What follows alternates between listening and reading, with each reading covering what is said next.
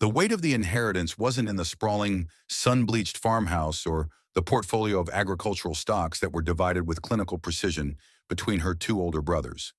It was in the splintered pearloid and tarnished chrome of a broken accordion that smelled of cedar, dust, and the ghost of forgotten songs.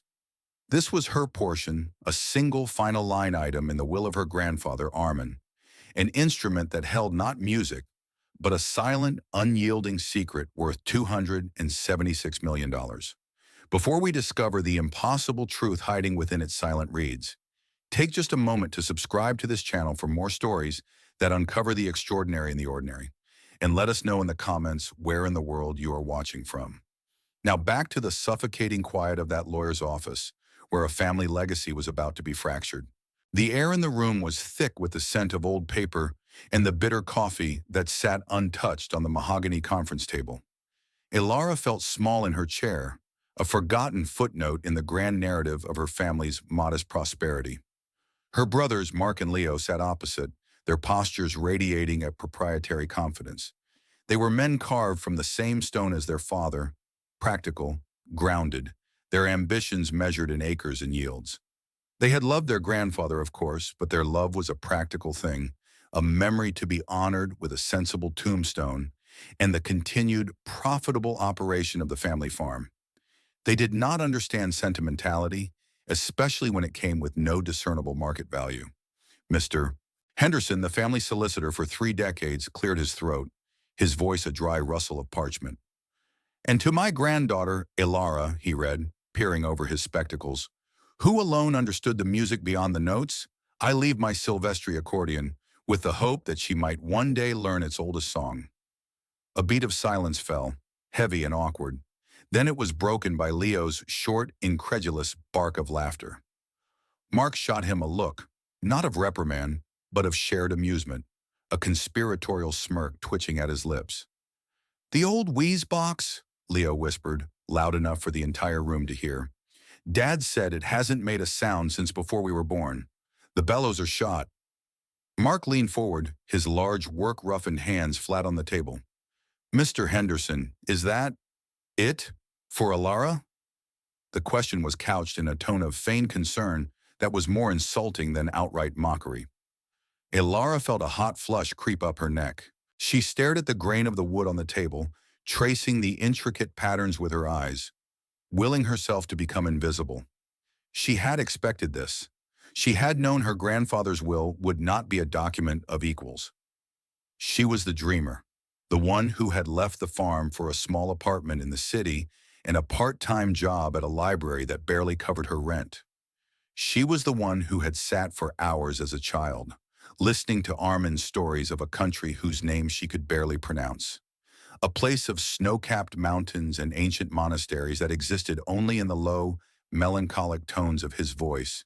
Her brothers had been outside, learning the rhythms of the seasons. She had been inside, learning the rhythms of memory. "That is the entirety of the bequest for Miss Ilara Vance," Mr. Henderson confirmed, his face a mask of professional neutrality. He slid a small tarnished brass key across the table. "It's in the attic, I believe. The key to the trunk it's stored in." Ilara picked up the key. It was cold and surprisingly heavy, a solid piece of a forgotten past. Her brothers were already signing papers, their minds on probate and property taxes. They had received a legacy. She had received a relic. The drive home was a blur of gray highway and the rhythmic thump of her car's worn tires. The accordion, encased in a large dust-covered leather case, sat on the passenger seat like a silent, brooding companion. She hadn't wanted to leave it at the farmhouse to suffer the indignity of being shoved into a corner of the barn to rot. She had insisted on taking it with her, a decision that had earned her another round of pitying looks from Mark and Leo. Back in her cramped apartment, the case dominated her small living room. It was bigger than she remembered, a sarcophagus of cracked leather and rusted buckles. She left it there for days, a monolithic reminder of her peculiar inheritance. Her brothers called, their voices slick with false sympathy. They offered her a small sum, a few $1,000s, to tide you over, a gesture that felt less like charity and more like a final dismissal, a payoff to assuage their guilt. She refused politely but firmly. The refusal confused them. What could she possibly want with that broken thing? Finally, one rain-lashed Tuesday evening, she found the courage to open it. The buckles groaned in protest. The lid lifted with a sigh of stale air, revealing the instrument nestled in a bed of faded red velvet. It was beautiful, in a tragic, dilapidated way. The mother-of-pearl keys were yellowed like old teeth, and a fine web of cracks crazed the glossy black finish. She lifted it. The weight was immense, a solid, unyielding burden. She sat on her floor, strapping the heavy thing to her shoulders, its familiar heft a strange comfort. She rested her fingers on the silent keys and her hand on the bass buttons, her thumb finding the air valve. She pulled. The bellows expanded with a dry, papery rasp, but no sound emerged. It was as Leo had said. It was a wheeze box, a hollow lung, a silent heart. A profound sadness washed over her, a grief not just for her grandfather, but for the lost music, for the stories that had died with him. This was her inheritance, a heavy, beautiful, useless silence. She unstrapped it, her arms aching, and carefully placed it back in its velvet tomb. She would take it to her own attic, the small, stuffy space above her apartment. It would be safe there. It would be forgotten. But it would be hers. As she wrestled the heavy case up the pull-down ladder, her hand brushed against a small, loose piece of filigree on the accordion's grill. A minor imperfection, a detail lost in the greater ruin of the instrument. She paid it no mind, settling the case in a dark corner, the key to its trunk now resting in a small dish on her dresser, a silent question she had no answer for. She didn't know that the loose filigree was not an imperfection. It was a keyhole, a secret door disguised as ornamentation, waiting for a touch it had not felt in over 50 years. The silence in her attic was absolute, but the accordion was not empty. It was full to bursting. Weeks bled into a monotonous, draining month. The initial sting of her brother's condescension faded into the dull, persistent ache of financial anxiety. The small buffer of her savings dwindled with alarming speed. Each grocery bill, each utility payment, a small chisel chipping away at her security. Mark and Leo, meanwhile, were flourishing. Leo had bought a new, obscenely large pickup truck, its chrome grille gleaming with newfound prosperity. Mark was talking about buying the adjacent parcel of land, expanding the farm, his voice on the phone booming with the easy confidence of a man whose future was a straight, paved road. They called her occasionally, their questions about her well-being feeling more like cursory checks on a distant, slightly embarrassing relative than genuine concern. "Are you getting by, Ellie?" Mark would ask, the unspoken addendum hanging in the air. "Are you regretting your decision to refuse our charity yet?" She always said she was fine, her voice bright with a pride she didn't feel. But she wasn't fine. A damp, spreading stain had appeared on her bedroom ceiling, a grim map of the leaky roof her landlord refused to fix. A final notice, its red lettering, a shout of alarm, had arrived from the electric company. The library had cut her hours. She was adrift in a sea of small, accumulating debts, and the shore was nowhere in sight. The world felt gray, constricted, the walls of her small apartment closing in. It was during a particularly bleak, rain-swept afternoon that she found herself drawn to the attic. It wasn't a conscious decision. She was simply looking for something, anything, to distract from the knot of panic tightening in her chest. The air in the attic was thick and still, smelling of old wood and forgotten things. Dust motes danced in the single beam of light from the grimy window. Her eyes fell on the hulking shape of the accordion case in the corner. For the first time, she felt a flicker of resentment toward it, toward her grandfather. Why leave her this? A symbol of a past that couldn't pay her bills? A useless, heavy memory?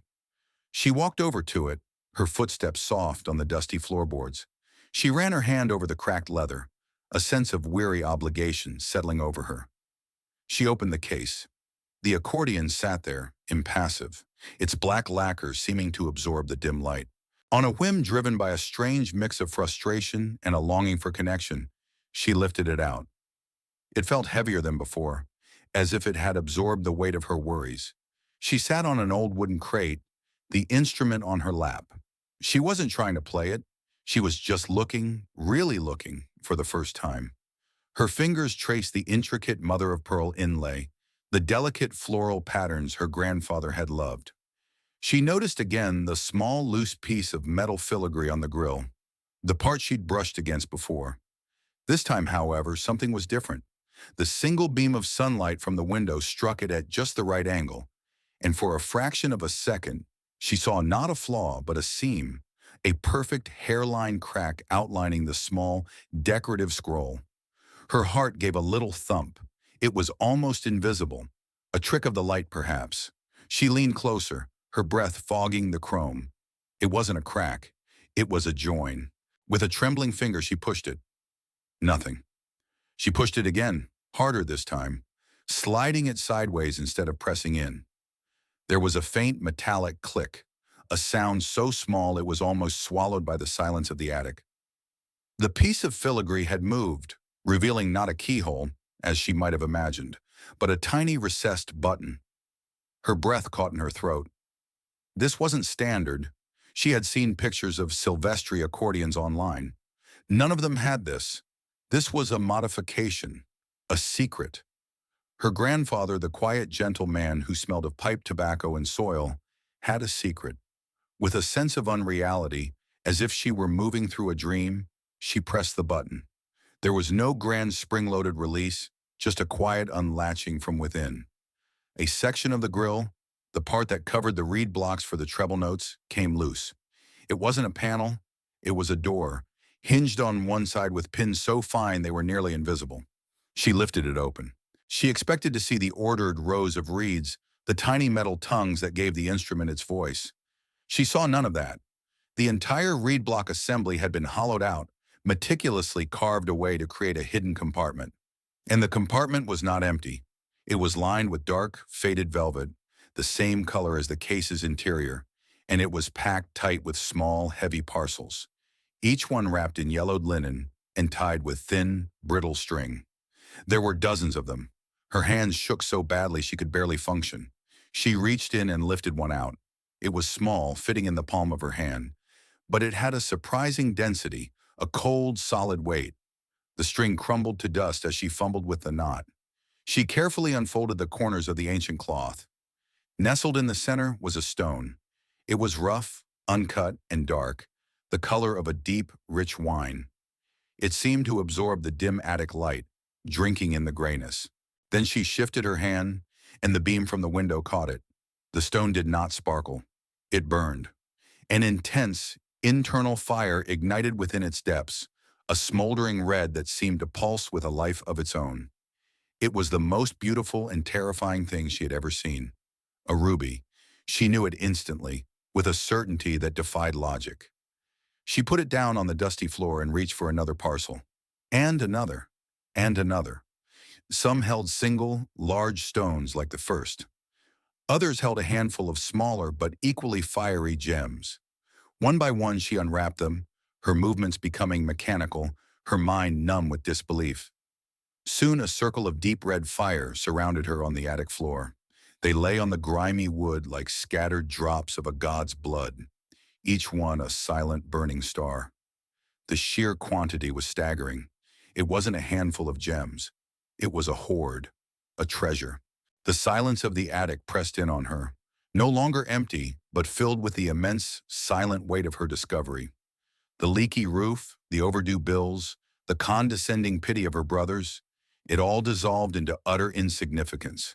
She sat there for what felt like hours, cross-legged on the floor amid a king's ransom, the broken accordion lying open beside her like a violated tomb. Her world completely and irrevocably shattered.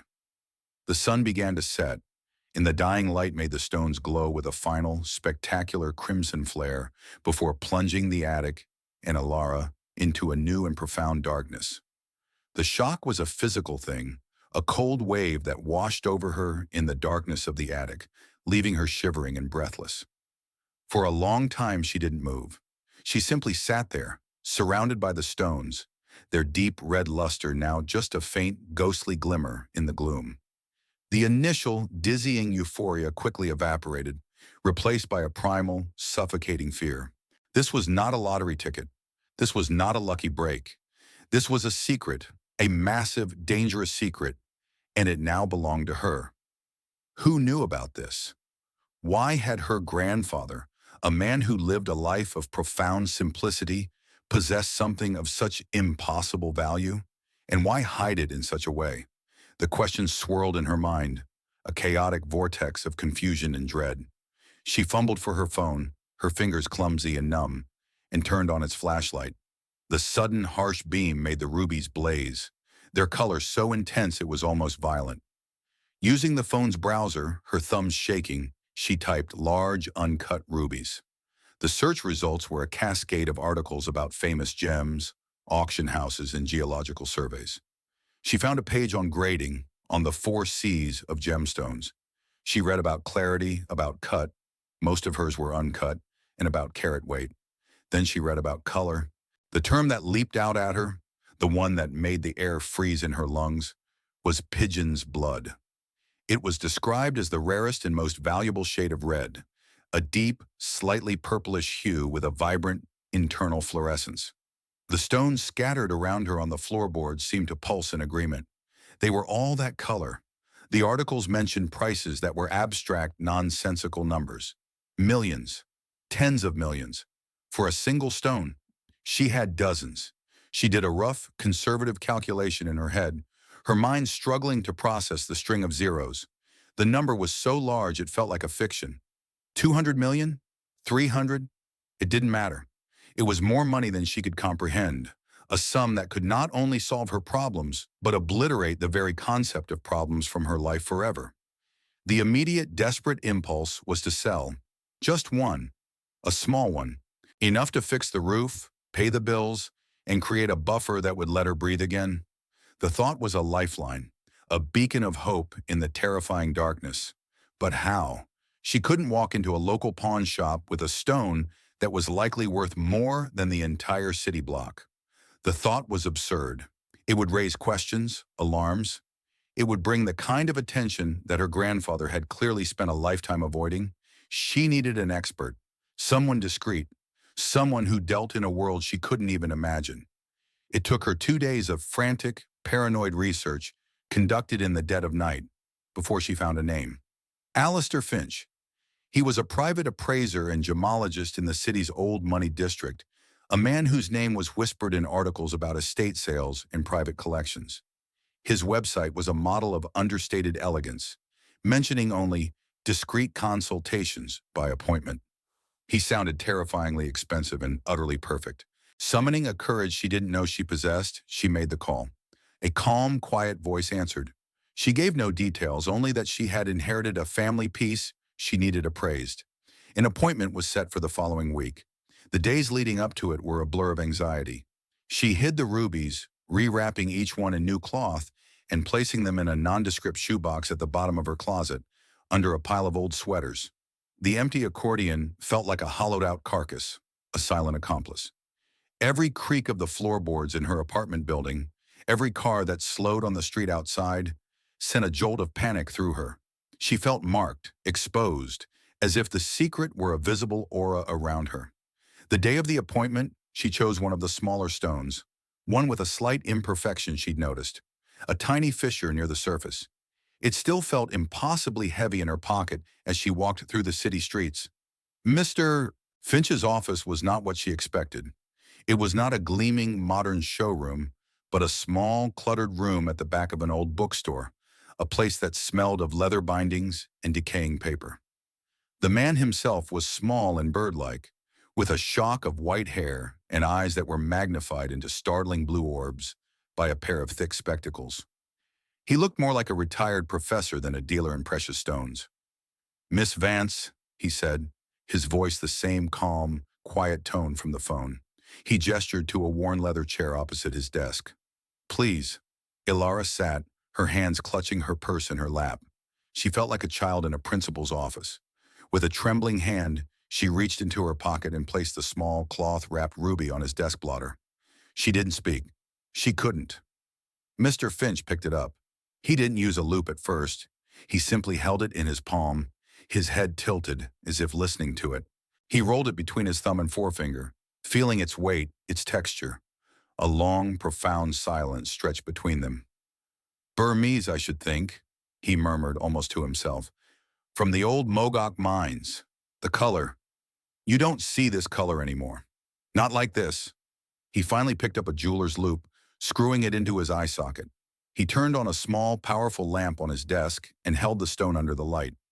His breath hitched, a tiny, almost imperceptible sound. He spent minutes examining it, turning it over and over, his expression unreadable.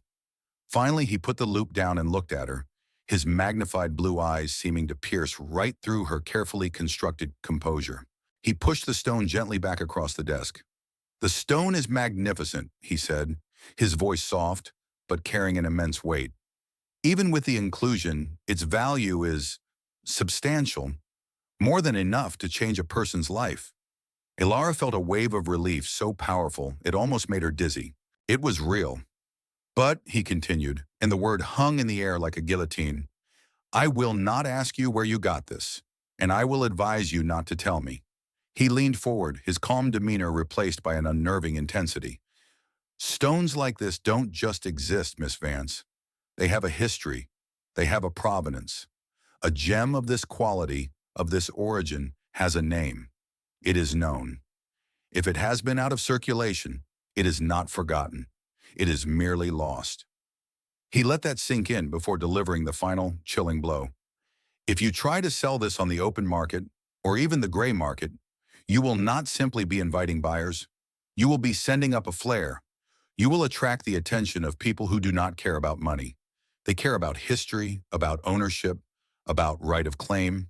People who have been looking for stones like this for a very, very long time."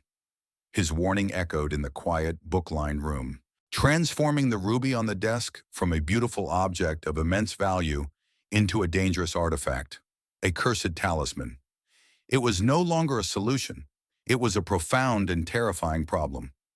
The walk back from Mr. Finch's office was a disorienting journey through a city that suddenly felt alien and menacing. The ordinary sounds of traffic, the chatter of pedestrians, the distant wail of a siren, it all seemed to carry a new, ominous undertone. Every stranger's glance felt like a scrutiny. The ruby wrapped and returned to her pocket no longer felt like a promise of wealth, but a leaden weight, a physical manifestation of the danger Mr. Finch had described. His words played on a loop in her mind. They have a history. They are not forgotten. They are merely lost. Lost, like her grandfather's past. Ilara realized with a sudden, chilling clarity how little she actually knew about Armin. He was a gentle, sad-eyed man who had arrived in this country with nothing but the clothes on his back and the heavy accordion he never let out of his sight. He had built a life, a farm, a family, but he had always been surrounded by a quiet, impenetrable melancholy. He spoke of his homeland in fragments, in half-finished sentences and mournful sighs, painting a picture of a place that was more myth than memory. He never spoke of how he left or why. He had been a refugee, that much she knew. But a refugee from what? And when? The past was a locked room, and she had never thought to ask for the key. Now the contents of that room were scattered across her closet floor, a treasure trove that was also a map to a history she had never known. Driven by a new urgency that eclipsed even her financial desperation, she began to dig. The farmhouse, now jointly owned by her brothers, was the only place to start. She called Mark, her voice strained as she manufactured a reason. She told him she was looking for some old family photo albums for a project. He was dismissive but acquiesced. "Sure, Ellie, the attic's full of junk. Knock yourself out. Just don't get in the way of the contractors." The contractors. They were already making plans, modernizing, erasing the past. The thought sent a fresh pang of anxiety through her. The farmhouse attic was a different world from her own small, stuffy space.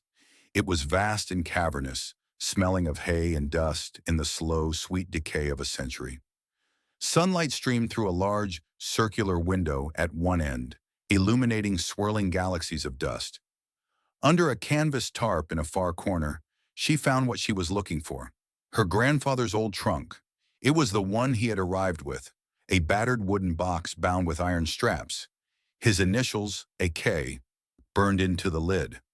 She had the key, the one Mr. Henderson had given her at the reading of the will.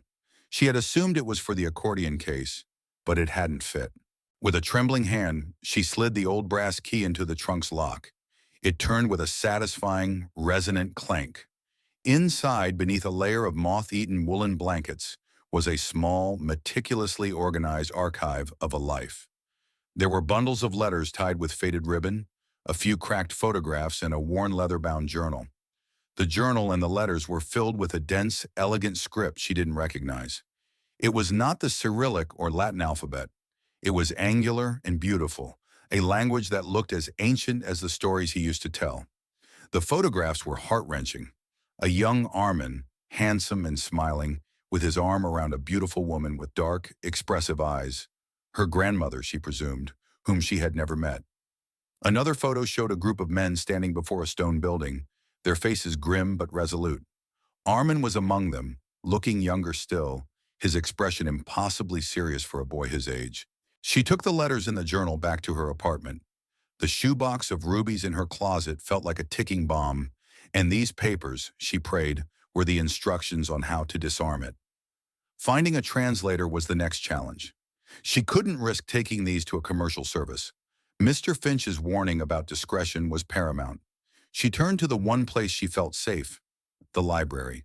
After days of careful, indirect inquiries, a colleague pointed her toward a Dr. Aris Melkonian, a semi-retired professor of Near Eastern history at the local university. He was known to be quiet, scholarly, and intensely private. He sounded perfect. She met him in his university office, a room so overflowing with books and maps that it seemed the walls themselves were made of paper. Dr. Melkonian was a small man, with a neatly trimmed gray beard and the weary, patient eyes of someone who spends more time with the dead than the living. She showed him one of the letters, explaining only that it was from her late grandfather and that she was trying to understand her family's history. He took the letter, his expression neutral. As he began to read, a subtle change came over him. His scholarly detachment fell away, replaced by a deep, almost reverent concentration. He looked up at her, his eyes filled with a new startling emotion. "This is Armenian," he said, his voice a low whisper. "A very old dialect. Your grandfather. He had a poet's hand." Over the next several weeks, in the quiet sanctuary of his office, Dr. Melkonian translated Armin's life for her. The letters in the journal told a story not of a simple refugee, but of a desperate flight during the Armenian genocide. Armin had been a young man, a member of a group dedicated to preserving cultural artifacts from the destruction. They were not soldiers. They were librarians, artists, and musicians. They called themselves the Guardians of Ani. The journal entries were harrowing. They described hiding ancient manuscripts in monastery walls, smuggling illuminated gospels in sacks of grain, and watching their world burn. And then came the entries that made Alara's blood run cold. They spoke of a final, desperate act of preservation. The heart of the mountain, they called it, the tears of Ani. It was a legendary collection of rubies, not the spoils of war, but the consolidated wealth of a dozen communities, a rescue fund meant to one day help rebuild a scattered nation. They were entrusted to Armin, the youngest of the guardians, because he had a vessel no one would think to look in twice, his accordion. It was his passport, his disguise, and his vault. The sad songs he played were a lament, yes, but they were also a lullaby for the treasure he carried, a secret lullaby sung to a sleeping nation's soul. The weight of responsibility that fell upon Alara was crushing. This was not her money, it was not a windfall. It was a sacred trust. It was the collected hope and suffering of a people. Her grandfather hadn't left her a fortune. He had left her a burden of immense, terrifying significance. The mockery of her brothers, which had once stung her with his cruelty, now seemed like the babbling of ignorant children. They had inherited land and money, things that could be measured and spent. She had inherited a ghost, a sacred duty, the very soul of a people, hidden in a broken wheeze box. And she had absolutely no idea what to do with it. The revelation from her grandfather's journals shifted the very ground beneath Alara's feet. The rubies, once a source of panicked temptation, were now imbued with a history so profound they felt sacred. Touching them was like touching a relic. Selling them for personal gain felt like a sacrilege of unimaginable proportions. But the knowledge did not solve her immediate problems. It magnified them. The leaky roof still dripped. The final notice from the electric company still sat on her counter, a stark red reminder of her precarious reality. The chasm between the secret she carried and the life she was living had become an almost unbridgeable gulf. It was this tension, this impossible duality of her existence, that her brothers walked into. Having finalized the initial stages of the estate's distribution, their attention, no longer consumed by lawyers and accountants, began to drift toward her. They saw small changes. She had paid her overdue electric bill. She had hired a local handyman to patch the roof. A temporary fix, but a fix nonetheless. To them, these were not signs of a desperate woman scraping by. They were signs of an unaccounted-for source of funds. They had offered her charity, and she had refused it. So where was the money coming from? The suspicion began with Leo, the more observant and less confrontational of the two. He called her, his voice casual. "Hey, Ellie, heard you got that leak fixed. That's great. Things must be looking up." The question was a hook, baited and cast into the water, waiting for a bite. Ilara froze. "I managed," she said, her voice tight. "I had a little put away for emergencies." It was a weak lie, and she knew it. Her savings were gone. The money had come from a small private sale Mr. Finch had facilitated for her. He had taken one of the tiniest, most flawed stones, one he called commercially viable and unlikely to be missed from any known collection, and given her a sum of cash that felt both monumental and trivial. Enough to solve her immediate crises, but not enough to change her life. It was a stopgap, and it had now made her a liar. Leo didn't press, but the seed of doubt had been planted. It was Mark who brought the confrontation to her doorstep. He arrived unannounced one Saturday morning, his large frame filling her doorway.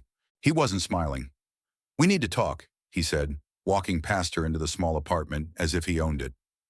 He looked around, his eyes scanning her modest belongings, searching for evidence of hidden wealth. "Leo tells me you're doing all right for yourself. Paying bills, fixing roofs. Funny, I thought you were struggling." "I'm managing, Mark," she repeated, her heart hammering against her ribs. She felt cornered, a small animal facing a predator in its own den. "Grandfather's will was clear," he went on, his voice low and accusatory. "He left you the accordion. That was it. But Dad always said the old man was clever. Said he didn't trust banks." He took a step closer, his shadow falling over her. "Did you find something else, Ellie? A safe deposit box? A hidden account? Because if you did, that's estate property. It belongs to all of us."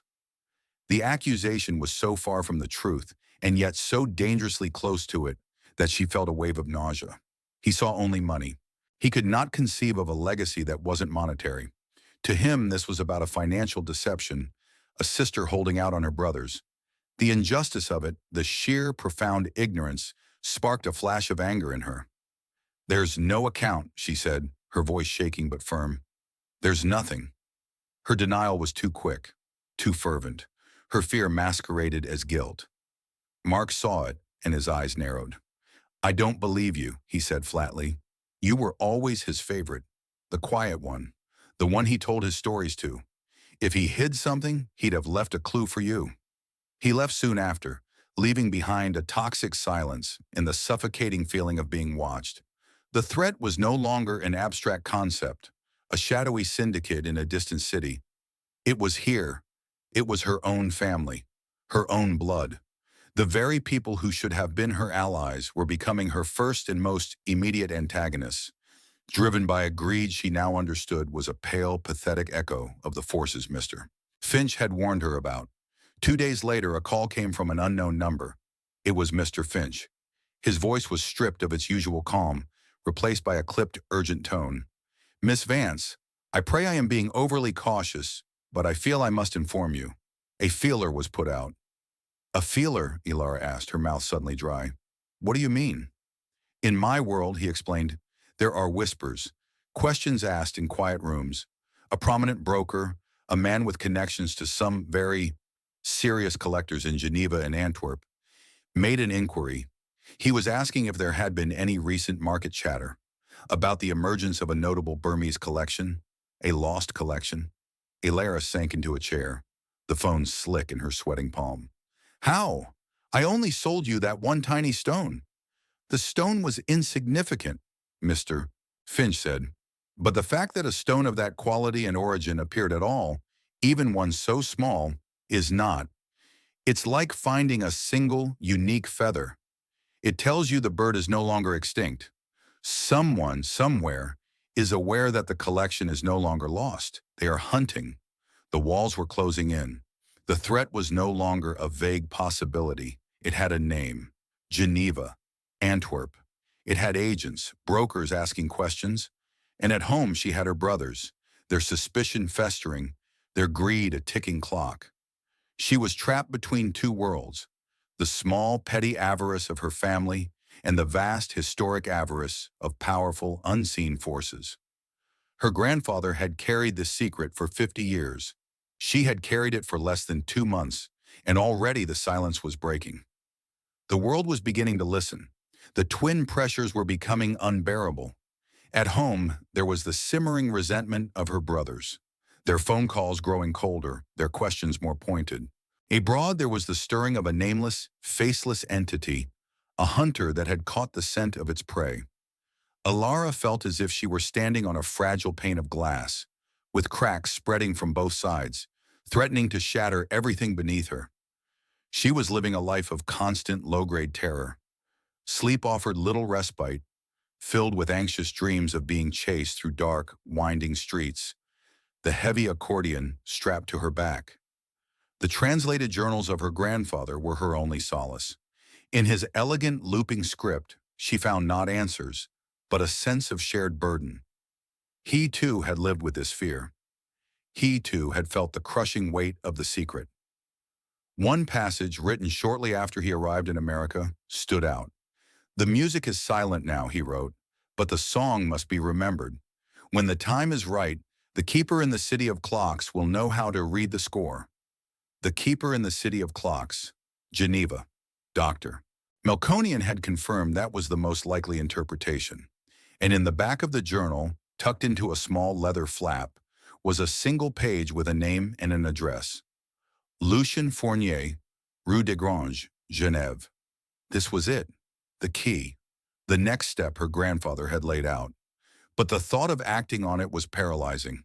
To go to Geneva was to walk directly into the lion's den. It was to move from hiding in the shadows to stepping into the light. It was an admission that the collection was real, that it was in play. Yet what was the alternative?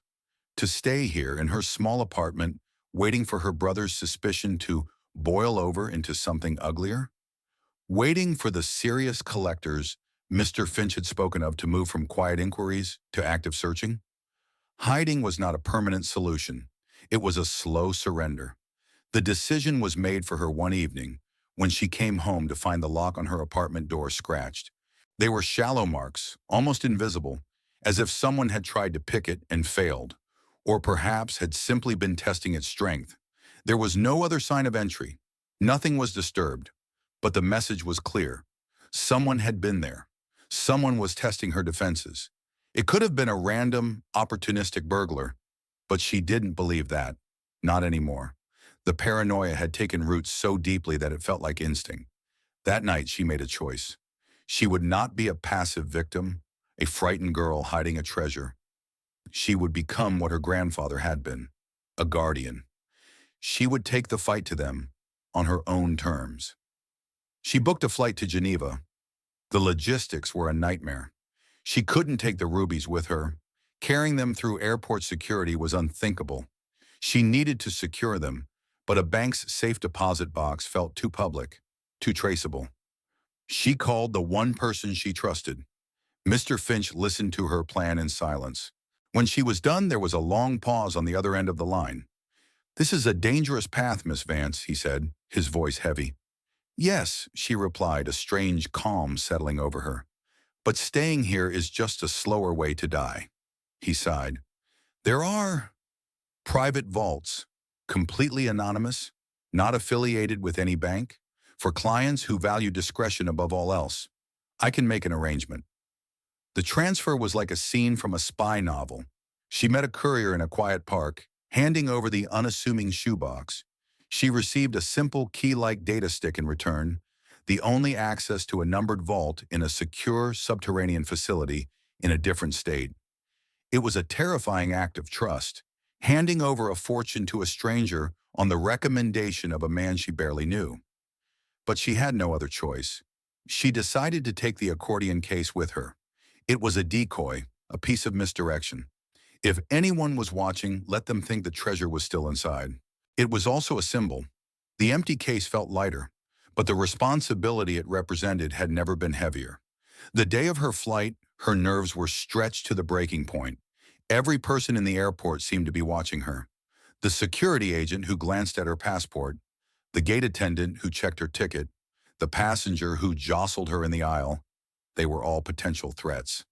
She wrestled the bulky accordion case into the overhead bin, its familiar shape a strange comfort.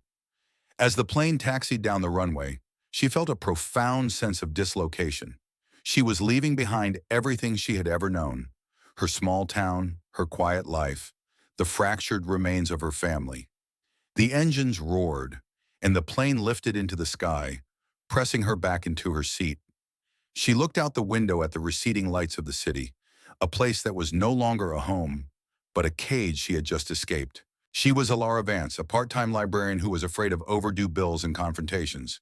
But she was also the inheritor of the heart of the Ani, the guardian of a nation's soul. She was flying toward a city of secrets, toward a man she had never met, armed with nothing but a name on a piece of paper and the weight of a promise made by a ghost. For the first time since opening that accordion, she wasn't just reacting to her inheritance. She was claiming it. The fear was still there, a cold knot in her stomach, but it was now mingled with something new, something hard and unyielding. Resolve. The song was about to begin again, and she was the one who had to play it. Geneva was a city of polished, formidable silence. It was everything her small, frayed at the edges hometown was not. The air itself seemed different, crisp and charged with the energy of old money and international power. Sleek, dark cars whispered along the immaculate streets bordering the lake, their tinted windows hiding the faces of the people who moved the world's levers. The city's beauty was intimidating, its elegance a form of armor. Ilara, with her worn coat and a single scuffed suitcase, felt utterly out of place, an imposter in a world she didn't belong to. The accordion case, which she collected from the baggage claim, felt absurdly conspicuous here, a piece of rustic folk art in a gallery of modern minimalism. The address from her grandfather's journal led her not to a grand villa or a discreet bank, but to the city's old town, a labyrinth of narrow cobblestone streets and tall, narrow buildings that leaned against each other as if sharing centuries of secrets. The Rue de Grange was quiet, residential, the air smelling of stone and damp history. She found the building, a stern, gray-faced structure with a heavy wooden door. There was a small, tarnished brass plaque with a list of names. Fournier, 4B. Her heart pounded a nervous rhythm against her ribs as she pressed the button. A moment later, a cracked, reedy voice issued from the intercom. "Oui?" "I'm here to see Lucien Fournier," Ilara said, her voice barely a whisper. "My name is Alara Vance." There was a long pause. She could hear faint, indistinct shuffling on the other end. "The name means nothing to me," the voice said, though it held a note of something other than dismissal, a flicker of hesitation. "My grandfather was Armand Kirkarian," Ilara said, speaking the name that had been shortened and Americanized generations ago. He told me to find the keeper." The silence that followed was absolute. For a moment she thought he had disconnected. Then a loud grating buzz broke the quiet, and the heavy door clicked open. The apartment was on the 4th floor, up a winding, creaky staircase. The man who opened the door was not what she had pictured. Lucien Fournier was ancient, a man who seemed to be held together by the tweed of his worn jacket and the force of his will. He was painfully thin, his skin like parchment stretched over a delicate framework of bones. He leaned heavily on a cane, and his eyes, though clouded with age, were sharp and intensely intelligent. He looked her up and down, his gaze lingering on the accordion case she held. "So, he said, his voice the same reedy instrument from the intercom, a mixture of French and British English. The musician's granddaughter. After all these years, he sent you. He didn't wait for an answer, turning and shuffling back into his apartment, leaving her to follow. The apartment was not a home, it was an archive. Books and papers were everywhere, stacked on shelves that bowed under their weight, piled on every available surface, teetering in precarious columns on the floor. It was the office of Dr. Melkonian magnified by a factor of 1,000, a testament to a life spent in the service of memory. Your grandfather was a brave man, Lucian said, sinking into a large, threadbare armchair, and a patient one.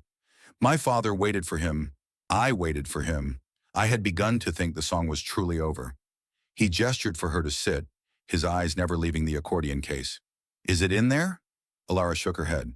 No, it's safe. A flicker of approval crossed his face. Good. You have his caution, at least. That is a start. Over the next several hours in that dusty, book-filled room, Lucian filled in the final, devastating pieces of the story. His family, the Fournier, had been Swiss diplomats stationed in the Ottoman Empire during the genocide. They had been part of a small, secret network that helped smuggle artifacts and people to safety. His father had been the one to arrange Armand's escape, to create the false identity, the new life. The Fourniers were the designated keepers of the history, the contact point for when the time came to use the treasure for its intended purpose. And then he told her the name of the stones. The Fire of Annie, he said, his voice dropping to a near whisper. The last treasure of the last Armenian kingdom, believed to have been lost to Timur's armies in the 14th century. But it was not lost. It was hidden, passed down through a line of guardians, your grandfather being the last. It is more than a collection of valuable gems, you see. It is a symbol. It is our crown jewel, even without a crown. He explained that the purpose of the treasure was not merely charitable, but political. It was to be the seed of a cultural renaissance, a fund so large it could establish schools, endow universities, reclaim stolen art, and fund the search for lost manuscripts all over the world. It was a weapon against oblivion. But such a treasure creates its own gravity, Lucian warned, his ancient eyes darkening. It pulls predators from the darkness. He confirmed Mr. Finch's fears. A powerful and utterly ruthless private syndicate, known as the Meridian Collective, had been hunting for the Fire of Ani for almost a century. They weren't governments or nations. They were a cabal of ultra-wealthy industrialists and fallen aristocrats who viewed history's greatest treasures as their private property, to be acquired by any means necessary. They had pursued rumors and legends for decades, and the whisper of a single, high-quality Burmese ruby appearing on the market had been enough to confirm that the Fire of Ani was no longer just a legend. They know someone has it, Lucian said, his voice grim. They do not yet know who or where, but they have resources you cannot imagine. They have eyes and ears in every major auction house, every gemological institute, every private bank. You did not just inherit a treasure, my dear. You inherited a war. The scale of it was dizzying. Alara felt like a pawn in a game of kings, a game that had been played for generations before she was even born. She looked at the old man, so frail and yet so formidable, and then at the accordion case leaning against the chair. Her grandfather had played his part. Now it was hers. The city of clocks, she now understood, was not just about the Swiss watchmaking industry. It was about time, about history, about a debt that was centuries overdue. The weight of Lucian's words settled over Alara, a physical pressure in the close, book-scented air of the apartment. A war. He had called it a war.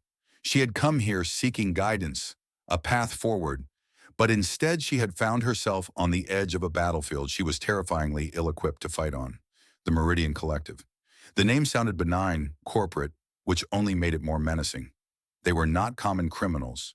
They were the apex predators of the financial and cultural world, moving with a silent, lethal grace through the corridors of power.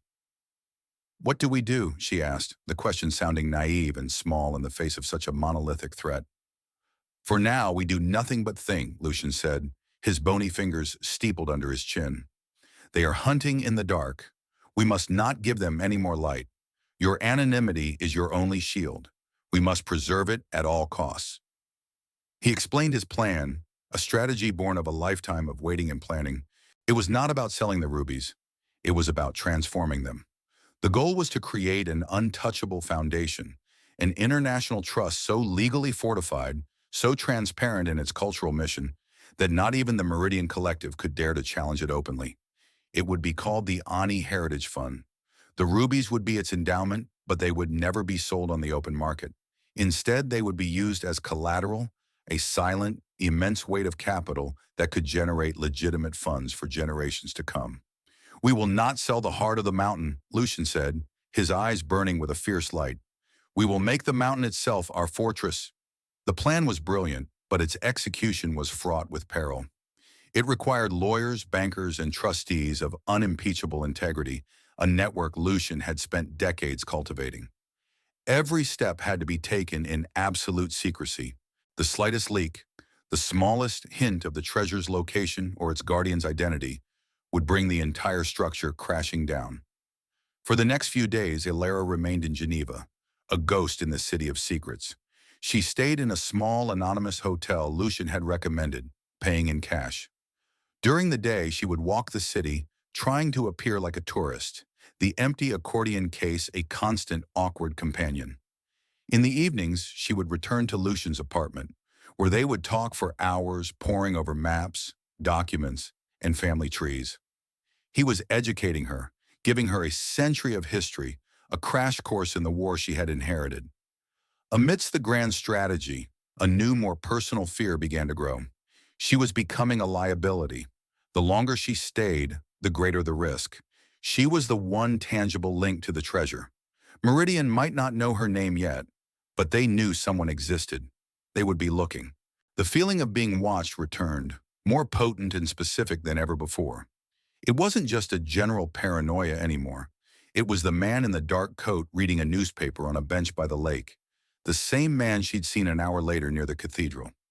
It was the reflection in a shop window of a car that seemed to stay a consistent distance behind her taxi. Was it her imagination? Was the pressure making her see threats where there were none? She couldn't be sure, and that uncertainty was a form of torture. One afternoon, as she was leaving a small cafe, a man bumped into her, hard. He apologized profusely in French, helped her gather her things, and was gone before she could even register what had happened. It was only later, back in her hotel room, that she realized her wallet was missing. It was a simple theft, a common risk in any European city. But it didn't feel simple. He had taken her wallet, which contained her driver's license, her name, her address. He hadn't taken her phone or the small amount of emergency cash she kept in her coat pocket. He had taken her identity. She called Lucian, her voice trembling with panic. He listened calmly. "It may be nothing," he said, though his tone suggested he didn't believe it. "But we must assume it is everything. They have a name now, Ilara Vance, and a face. They will use it." The war was no longer abstract. The enemy had a piece of her. The shield of her anonymity had been cracked. Lucian insisted she move, that very night, to a different hotel under a different name, a name he provided. The new room was smaller, dingier, in a less reputable part of the city. The sense of being hunted was now suffocating. She was no longer a guardian, she was a fugitive. The moral dilemma that had been simmering within her now boiled over. She had a choice. She could disappear. She had access to the vault. She could take a handful of the stones, enough to live comfortably for the rest of her life, and simply vanish. Change her name, move to a country where no one would look for her, and leave this war behind. Leave Lucian and his grand, dangerous plans. It would be a betrayal of her grandfather, of the legacy, of the countless souls whose hopes were tied to those stones. But it would be a way out. It would mean survival. For one long, dark night in that anonymous hotel room, she wrestled with the temptation. The life she could have was a siren song, a life free of fear, of pursuit, of this crushing, impossible responsibility. A normal life. All she had to do was walk away. She thought of her grandfather's hands, the calloused fingers that had worked the earth, the same fingers that had so gently played the keys of his accordion. He had lived his entire life with this burden, never once succumbing to the temptation to use it for himself. He had lived and died on a simple farm, a king in pauper's clothing, because the mission was more important than the man. Could she do any less? Could she honor his sacrifice by saving only herself? The dawn broke over the gray rooftops of Geneva, and with the first light came a sliver of clarity. Survival was not enough. To run would be to let Meridian win, to let the story of the fire of Ani end in a quiet, selfish betrayal. It would be a different kind of death. She had inherited this war. Whether she liked it or not, she was a soldier, and she would not desert her post. The decision to stay and fight, while morally fortifying, did nothing to lessen the immediate, terrifying danger. In fact, it intensified it.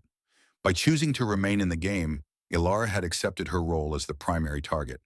The theft of her wallet was the first move, a clear signal from the Meridian Collective that they were closing in. They had her name. They had her face. The next step would be to trace her life, to unravel her connections, to find the source of her sudden, mysterious trip to Geneva.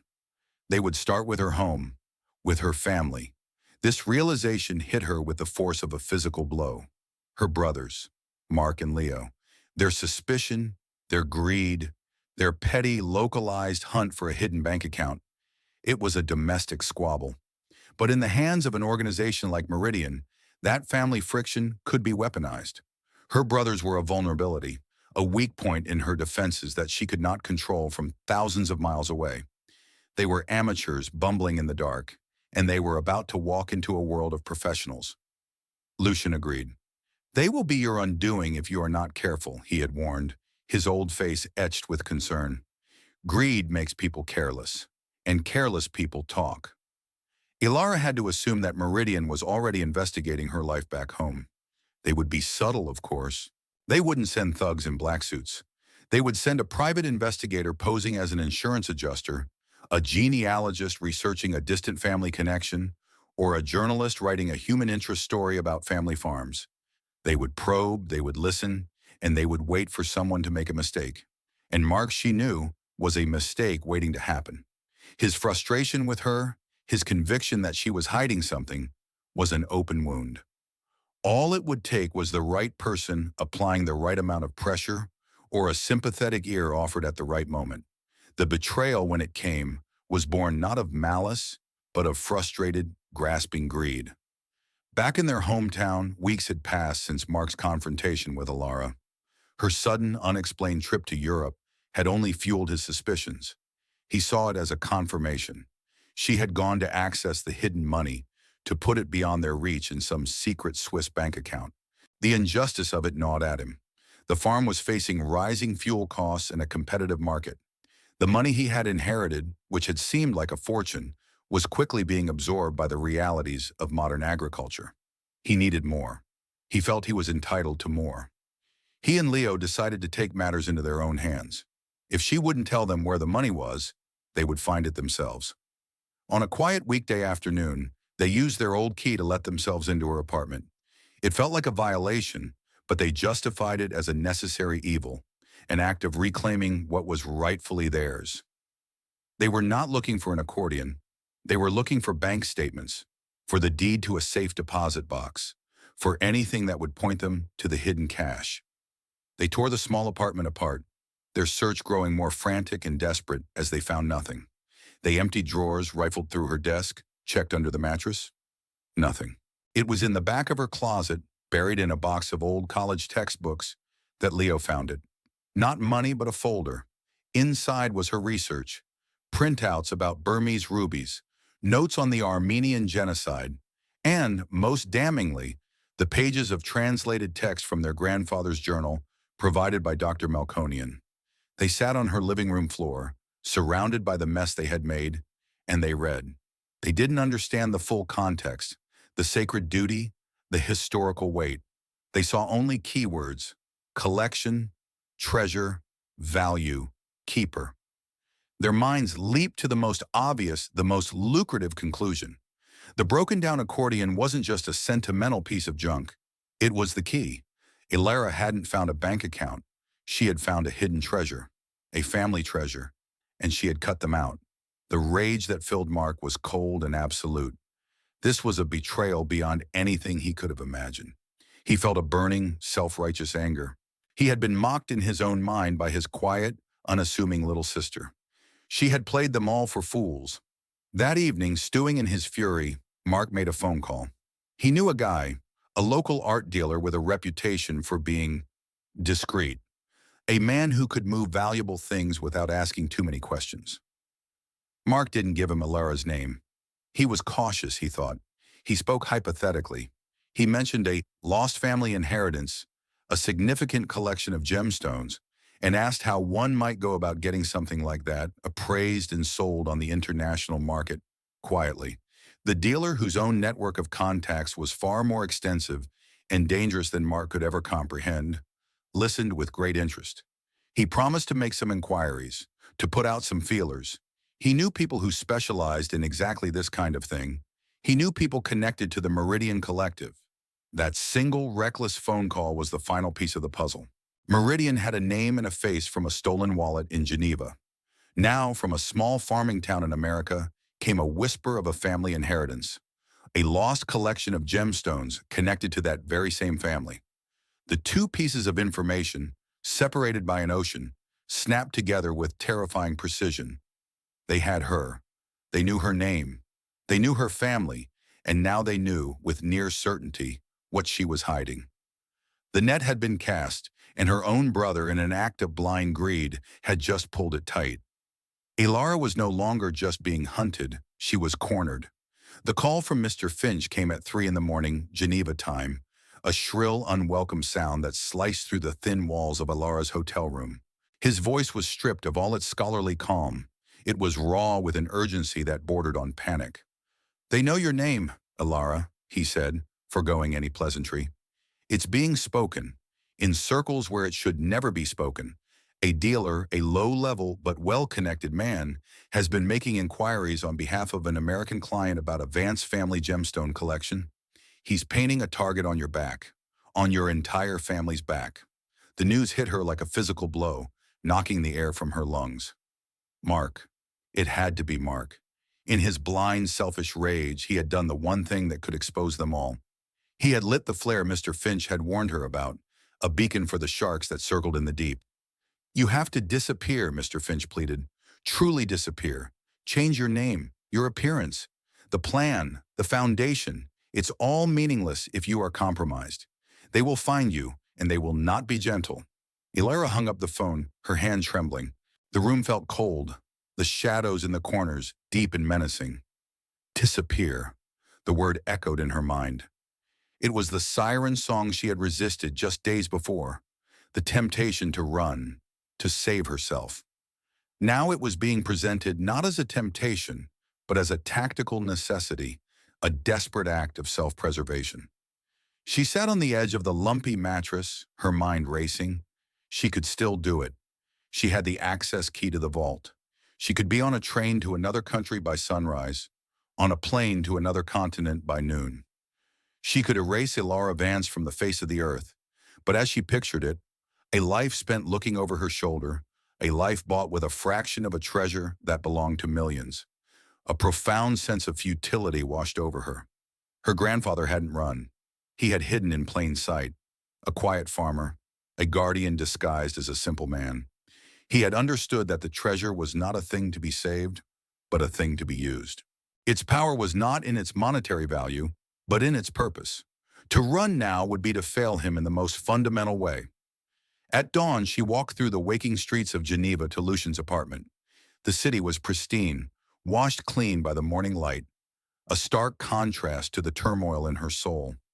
She found him awake, a single lamp illuminating his desk, where a stack of documents sat waiting. He had already heard the news. His network of information was as efficient as Meridian's. He looked at her, his ancient eyes filled with a sad, weary understanding. "You have a choice to make, my child," he said softly. "A choice between a life of your own and a life of purpose.